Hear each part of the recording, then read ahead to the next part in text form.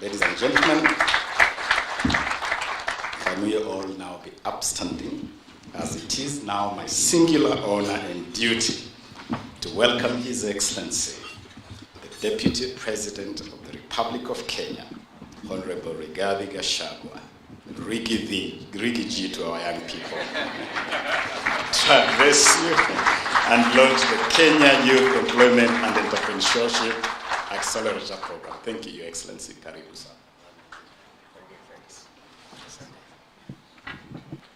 sana. Please be seated.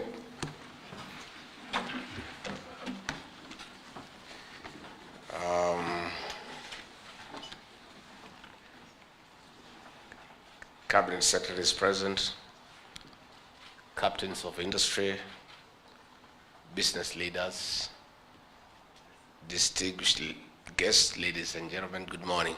Good morning. We're happy to be here.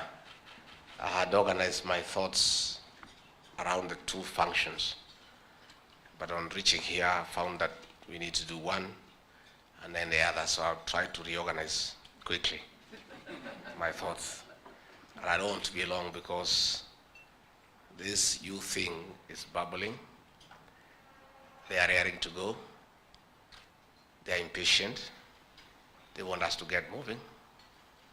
And you have seen when the CEO was speaking, the machine to launch the program went on so that we can move. That is how urgent the matter is. I feel greatly honored to be part of this auspicious occasion, Youth Employment and Entrepreneurship Accelerator Initiative, launched today. I commend the management and board of KEPSA for their effort towards youth employment and entrepreneurship, as is a key initiative to promoting socio-economic growth and transformation. KEPSA has been keen on SME accelerator programs, which supports SMEs in quickly increasing the value of their businesses by undertaking intensive training and mentorship to bolster their current strategies, accelerate their growth, and help them pivot or adjust their strategy due to new information about their target markets. According to the Kenya National Bureau of Statistics, approximately 800,000 young Kenyans enter the labor market every year. However, the country's years of strong economic growth have created jobs, but at a rate that is too low to absorb the rapidly growing population. Ladies and gentlemen, youth unemployment in Kenya is estimated at 8.9%, with an estimated 1 million young people getting into the labor market every year from our academic institutions. However, the economy has not matched the supply in generation of new jobs. Experts have warned us of the youth time bomb occasioned by the jobless youth bulge. In fact, 75% of Kenya's population is below the age of 35 years. This population is a big blessing to this nation. We must plan well and invest in our youth to reap our demographic dividend ahead of Kenya's Vision 2030 and Africa Union's Agenda 2063. We note with appreciation that the Kenya Youth Employment and Entrepreneurship Program is an innovative and comprehensive job creation initiative with an overall goal of creating 1 million employment and entrepreneurship opportunities for youth in Kenya. Moreover, this initiative seeks to unlock the potential of small and medium enterprises through tailored support services that allow them to grow and create jobs for the young people. I'm informed that this program will leverage technology and digital transformation.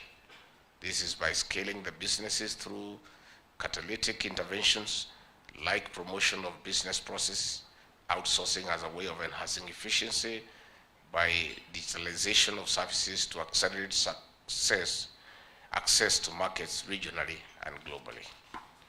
We keenly play into ensuing digital evolution across the world. Kenya cannot afford to be left behind, since we have one of the fastest internet connectivity and penetration in Africa. What we do with the internet connectivity will make the difference. What we do with the penetration will make the difference and convert this resource to grab and rule the international market. But we must also have cutting-edge products and services. This is why we are also emphasizing market-oriented, demand-driven skills. I urge KEPSA to closely work with the TVET institutions to bridge the gap between training and industry. As I conclude, the Kenya Kwanza government is committed to reducing bureaucracies, to reduce the cost of production, and doing businesses online and offline. This is because we understand the importance of a friendly business environment for upcoming and established expenditure of 9,000 per family. Ladies and gentlemen,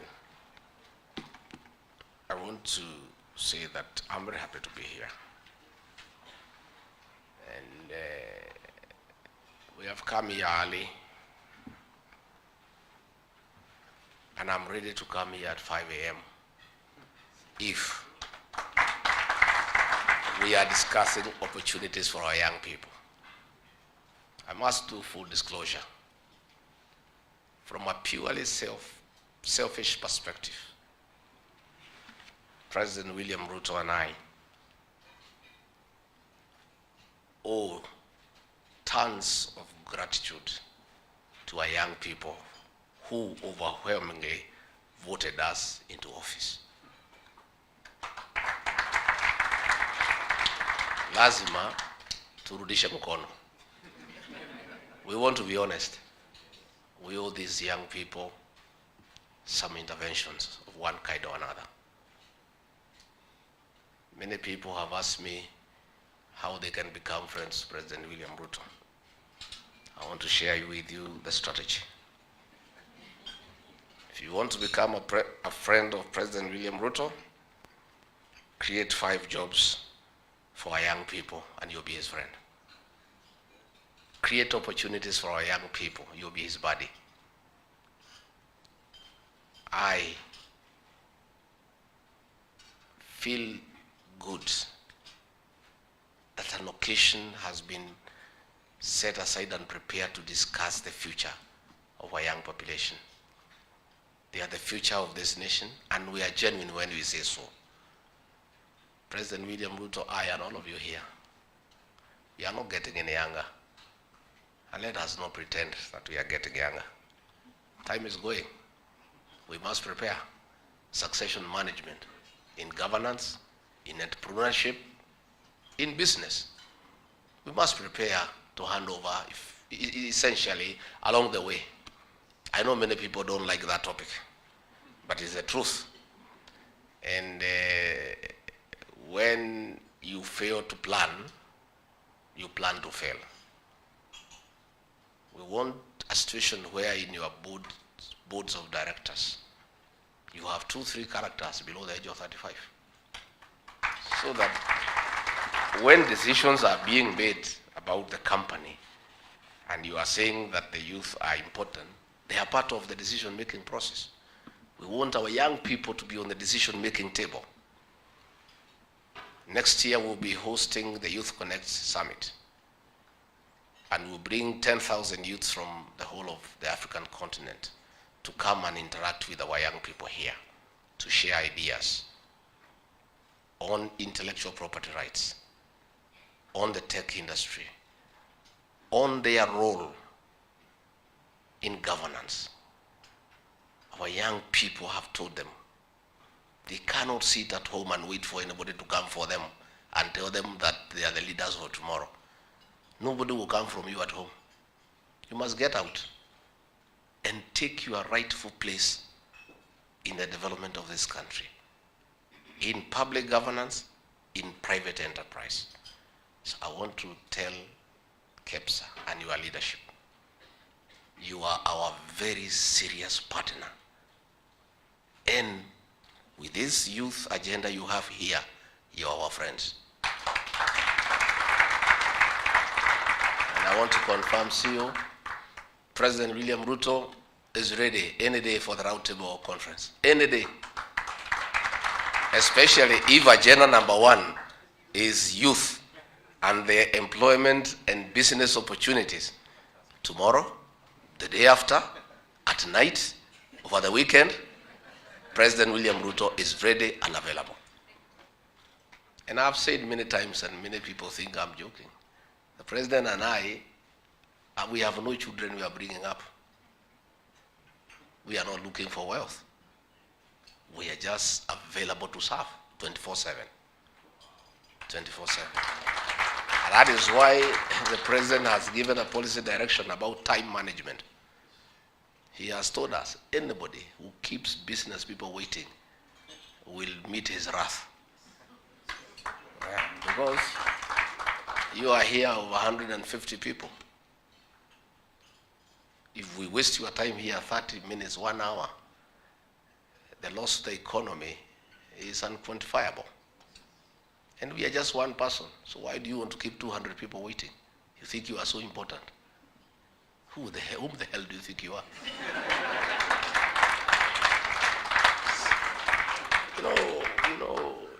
Most of you, let's be honest here, had been poisoned against us very much by the previous administration. That we are thieves, that we are corrupt, that we are bringing wheelbarrows to ordinary children when ours are working elsewhere. The wheelbarrow is just a tool of trade, it's a symbol. People who have not studied literature do not know what is a knowledge. They do not know the power of figurative language. The wheelbarrow was just a symbol of hard work by ordinary people. So you had been poisoned against us. That will be against industry, will be against enterprise, we will be killing big businesses. We are only thinking about the hustlers and ourselves. The Hustler Fund. The biggest beneficiary of the Hustler Fund is the big private sector. When we give 50 billion to the hustlers to trade, they have no factories. Where would they buy their wares? They'll come to you. They'll come to you. That 50 billion, you guys are likely to pick 40 billion out of it. So you should clap for us. And these guys were despising us because of our background. Because our fathers are not known. Because we didn't go to schools that are anything. But they didn't know that despite that, we have some little brain. And because of continuously engaging the people of Kenya, we know a thing or two of what needs to be done. And let me tell you, the government of President William Ruto has agreed the tool for governance is continuous engagement with those stakeholders. You will never go wrong when you engage. None of us, not President William Ruto, not I, not Ababu, has a monopoly of knowledge. We know very little. We keep on learning every day. Every engagement is enriching. We shall continuously engage with KEPSA so that we borrow from what you know. We tell you what we know. We put the ideas together and come up with a win-win situation. My boss, the president, has said, a good idea must give way to a better idea. And a better idea must, of necessity, give way to the best idea. And that can only be done by continuously engaging stakeholders in a respectful and dignified manner. And I want to tell you, I saw some people saying, Rigathi Gachagua became deputy president after just having served as one term as MP. What they don't know is that that is not the real thing. The real thing is public-private partnership and the role I'll play in this administration. I have 15 years experience as a public servant. I have 15 years experience in the private sector and 5 years experience in the legislature. That is 35 years. I am a good bridge between the public sector and the private sector because I understand both. And my work, my work that I've been given by the President. Public sector reforms are in my office. And my duty is very simple and clear. The President has instructed me. Can you align the public sector to support the private sector? The work of the public sector is to be supportive and to facilitate the private sector. The public sector in our administration will not be a bottleneck. It will not be a hindrance to doing business. Their work is to ease business. Their work is to facilitate the private sector. I told the KEM people, when you walk to an office, you cannot tell the color of the regional wall, the wall, because it's full of licenses. You know, we have agreed, we are collapsing all those licenses into one. Where does a serious company get time to move from one office to another, looking for licenses instead of looking for new businesses? You know? We have told our people in government, you cannot criminalize enterprise. Government must support enterprise, not criminalize enterprise. And we have discussed with the KRA, and now we have reached a consensus. The President had a working lunch with them on Saturday, and we have agreed. They will collect very aggressively 3 trillion. And we ask everybody to pay taxes. It's a responsibility. But we have asked them to create a dignified engagement with taxpayers so that it is easy and friendly. But that does not say we don't pay taxes. Let's pay our taxes. But let us treat taxpayers with dignity. Because they are the clients. And the client is the most important person in any engagement. So that has been worked on. I urge all Kenyans to pay their taxes on time, appropriately, and we have asked KRA to devise a friendly tax regime on how to engage the taxpayers, because we need that money to provide services. But in a nutshell, the policy of the Ruto administration is less and less government in people's lives and more services to the people of Kenya. That is the policy. So I want to say, our young people, Waziri Abab, we must get nearer to these youths. And you can see they are looking for us. Why they called me Rigji is because they want me to be nearer them. They feel more comfortable. And I've started. When I was invited to Kisumu for the music festival, my plane was full of young legislators below 35. When I went to Rwanda, I went there with 14 young members of the National Assembly. Because by staying near these young people, you get to know their thinking, you get to know their fears, you get to appreciate their capacity, you get to know how to engage with them. And I have asked our CS, Ababu, you must do things differently. The Ministry of Youth cannot just be about just appearing when there is a youth event. Reach out to KEPSA. You know, and I'm telling you, this great guy called Ababu, he is all yours. Engage him. Yeah, he's all yours.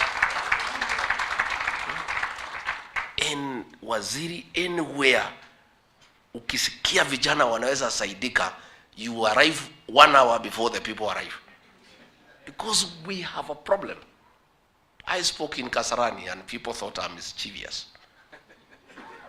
That I'm speaking so truthfully in front of visitors. But this truth needed to be said.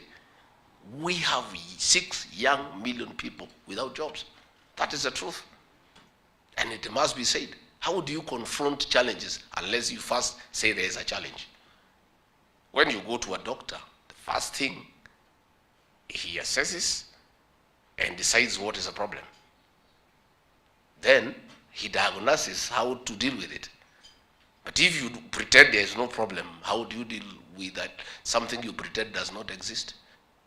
I want to tell our young people, the Ruto administration is so focused on your issues. You wouldn't know our meetings with the president, private and public. 40% of his conversation revolves around the youth issue. We are so clear in our mind. So for our private sector, please, we have agreed that the way to go and to develop this country is PPP. So be ready. Water sector, dams, distribution of water will be done through public-private partnership. So you people be ready. And we'll continue to engage with you continuously. And we are receptive people. And we are humble, we are not arrogant. We will allow you to tell us what you need to tell us. Even if it is ugly, even when we are doing badly, please don't cheat us. You know, the previous government had a choir called Praise and Worship. Their work was just to praise and worship. We have dismantled that choir in government, as we want the truth. When we engage in that round table conference, CEO, please look at the president on the face and tell him, here you are off the mark.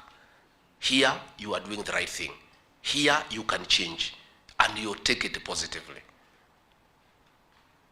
The only praise and worship team we want to come across is on Sunday in our churches, and we'll be quite happy.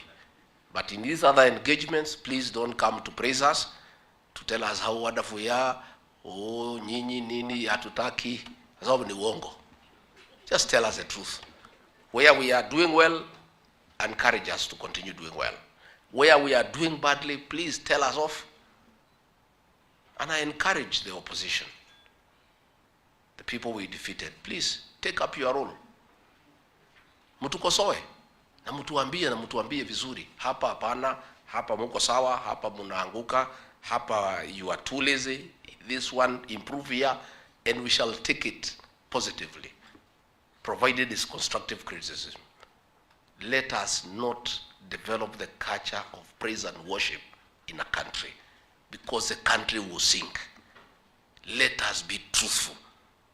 Let us tell the leadership the truth of what people are saying, what the situation is like. And that is why when we came in, we removed the subsidy on fuel, because it was not sustainable. It was a lie. Subsidizing unga was a lie. It cannot go on for long. We are spending 8 billion shillings in a month. How can you sustain that?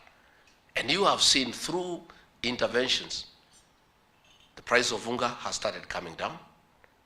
Gas, Kameko, the one with 1,600 now, is below 1,000.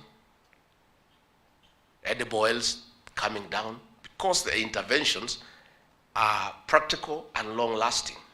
But you cannot run a country on a lie, on deceit, and tell people you are subsidizing consumption.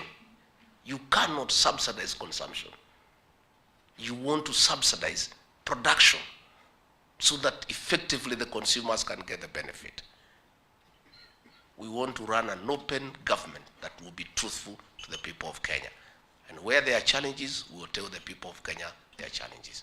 So the private sector fraternity, please, we are your friends. You are our serious partners.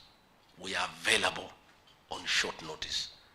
We are willing to engage candidly and truthfully to build this country. The future of this country is in supporting, facilitating the private sector to work around this economy. And we don't want to cheat ourselves that we have a very good situation. We are down, but we'll be up by being truthful, by engaging in a candid manner, and by allowing anybody in this country who has a contribution to make that contribution. So please don't leave this country to we, as the political class. You are part of this country. You have a role to play. This is your country.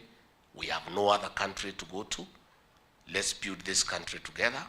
And I'm sure if we put our efforts together in a positive and a candid manner, we'll make some progress somehow along the way. So for our youths, work hard and stay focused. Stay focused. And you have people to hold your hands. I saw the young people speaking here. I felt good that they have hope. And they're asking, please don't give us handouts. Don't give us fish. Give us a net and show us how to use it. It's such a challenge to us, especially in the political class, that the youth are asking, enable us, facilitate us. We want to be drivers of this economy. We want to be active participants. We want to be given a chance. And you know, the youth have the advantage of energy, passion, zeal, and they are also very hopeful. So let us support our young people. So I want to say thank you to KEPSA. What you are doing, you don't know. You don't know how I feel about it. You don't know how the president feels about it. That some people somewhere have sat down and decided to have a program for our young people, to hold their hand and support them and prepare them for the future. It's such a beautiful thing. And therefore, you have literally made my day. I'll have a very good day. We have started on a very good note. So with those very many remarks, I think, Madam, you need to guide us. This machine was very impatient. So let's Madam, kindly take over.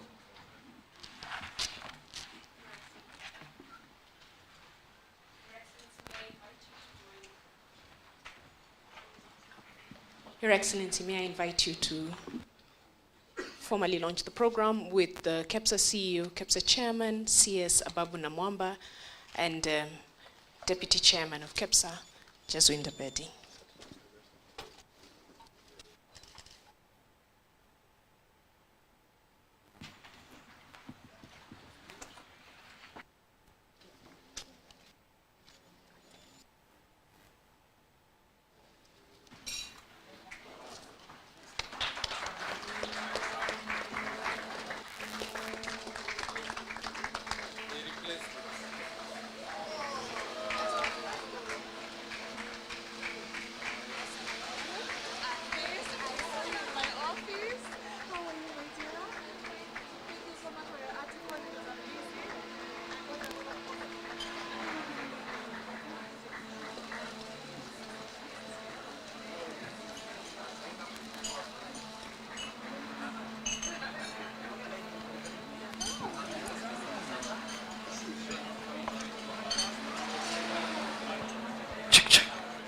A big hand of applause to His Excellency.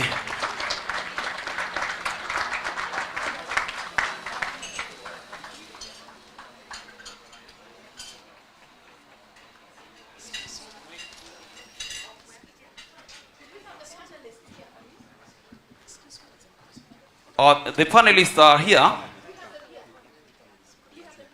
We have them here for His Excellency. We'll join them to take a picture after that. So that's why we wanted it to be very quick and short. I think they're explaining because of the lady with disability, we joined them on that side. Yes, he could. Maybe one or two of the youth could just join us. Maybe one or